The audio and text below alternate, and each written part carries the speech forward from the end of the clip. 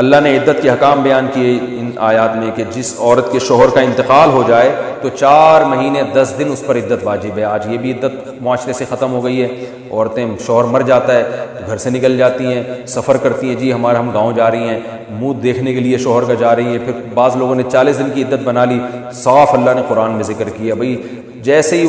اور شوہر کے مرنے کی اطلاع آئے، جس گھر میں عورت شوہر کے ساتھ رہا کرتی تھی اسی گھر میں فوراً عورت پہ جانا واجب ہے، اور 4 مہینے 10 دن تک اس پر زینت اختیار کرنا بھی حرام ہے، اور گھر سے نکلنا شدید ضرورت کے بغیر، ہاں کچھ ضرورت ہو مجبوری ہو الگ بات ہے۔ مجبوری کسی کے جنازے میں شرکت، کسی کی شادی بیاہ میں جانا، یہ شرعی مجبوری نہیں ہے۔ شرعی مجبوری یہ ہے بیمار ہو گئی، ہاسپٹل جانے کی ضرورت ہے، ڈاکٹر گھر میں نہیں آ رہا، یا کوئی لیڈی ڈاکٹر نہیں ہے، مجبوری میں بیماری ایک شرعی عذر ہے، یا کھانے پینے کی محتاج ہو گئی اور کوئی کمانے والا نہیں ہے، شوہر نے اتنی وراثت نہیں چھوڑی کہ گھر چلا سکے، ایسی مجبوری میں ملازمت کرنے کی بھی گنجائش ہے، کیونکہ